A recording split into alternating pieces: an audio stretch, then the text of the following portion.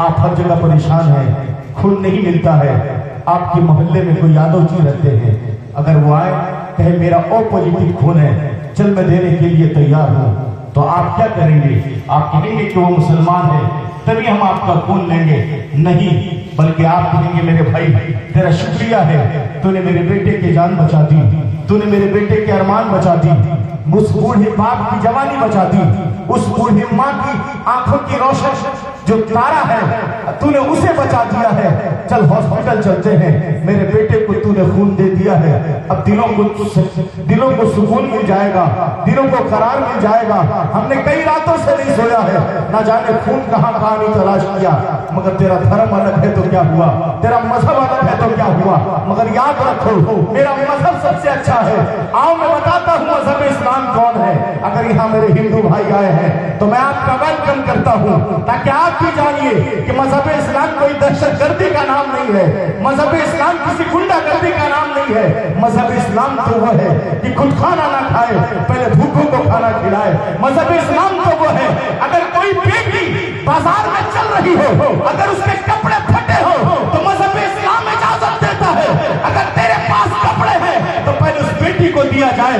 मजहब इस्लाम तो वो है कि अगर आपके मोहल्ले में आपका पड़ोसी अगर भूखा है, अगर जात का किसी भी मजहब का हो, किसी भी धर्म का मानने वाला हो, अगर उसका बच्चा भूखा है, ईद का दिन है, कपड़े नहीं है, अगर आपके बच्चे कपड़े पहनते हैं, ईद में हम आइए नारा लगाइए, नारे तकबीर, नारे रिसालत, मसलके आला हज़रत, बुलबुले बागे, बुलबुले झारखंड, अल्लामा मौलाना सिद्दीक़ साहब झारखंडी, आप तशरीफ लाए, हमारे बाबा जी तशरीफ ले आए हैं। आप बस 10 से 12 मिनट सुनिए।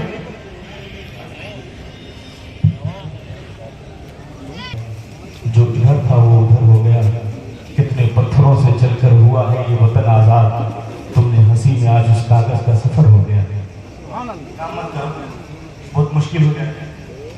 सुनिया जानते हैं, अगर आप जानिए इस एस्थेटिक से बहुत फायदे हैं। आज कुछ लोगों ने तो आग लगाई है, दिलों में न जाने कैसी नफरतों का बीज बो दिया, दिलों में न जाने कितनी नफरतों की आग भर दी। मगर याद रखो मेरा मजहब इस्लाम वो है, मेरा मजहब इस्लाम तो वो बताता है, मैं मुसलमान हूँ, ईद का दिन है, मैं कपड़ा खरीदता हूँ अपनी बेटी के लिए, मैं कपड़ा खरीदता हूँ अपनी बेटी के लिए, मैं कपड़ा खरीदता हूँ अपनी बहन के लिए। मगर याद रखना तेरा पड़ोसी गैर मुस्लिम है, तेरा पड़ोसी अगर हिंदू है, किसी भी जात का हो, किसी भी धर्म का हो, अगर उसके बच्चे हैं, अगर वो फटे पुराने कपड़े पहन के निकलते हैं, अगर उनके घरों में खाना नहीं है, तो याद रखना तुमने ईद के दिन कपड़ा खरीदा है तो तेरा कपड़ा बेकार हो जाएगा।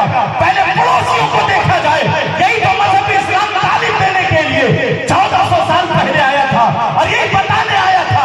जानते हो इसी मदीना शरीफ में इस एक सहाबा का दुकान है, मदीना शरीफ की दुकान में उसके बगल में एक यहूदी का दुकान था।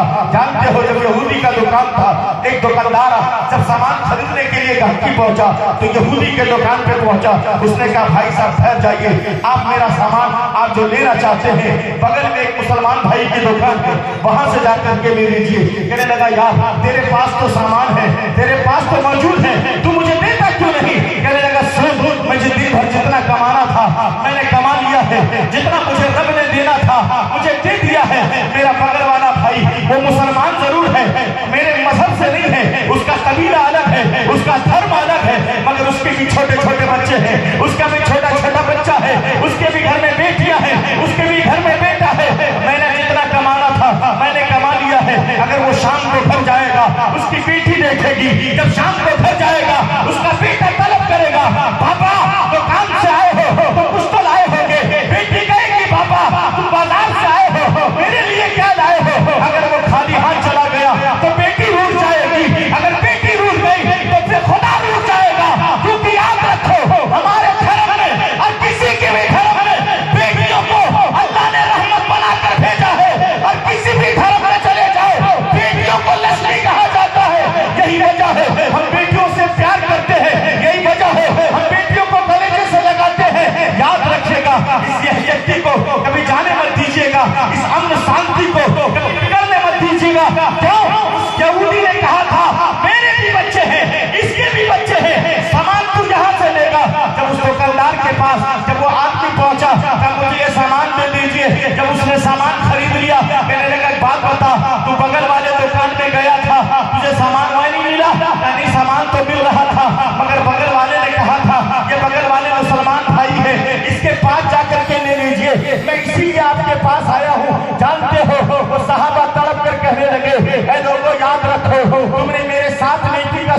किया है, तुमने मेरे साथ भलाई किया है, अल्लाह भी तुझे इसी दुनिया में अजर अता करेगा।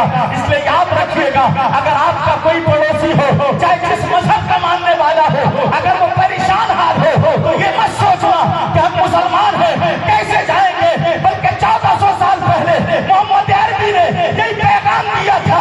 पत्थर मारने वाले मारते रहे, पत्थर मारने वाले मारते रहे, कूड़ा फेंकने वाले फेंकते रहे, तीर चलाने वाले चलाते रहे, जो करना चाहते करते रहे।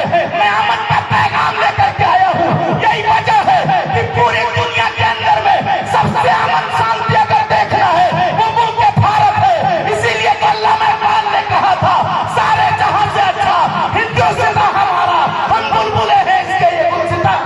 नारे तकबीर, नारे रिसालत, मसलके आला हजरत, उलमाए अहले सुन्नत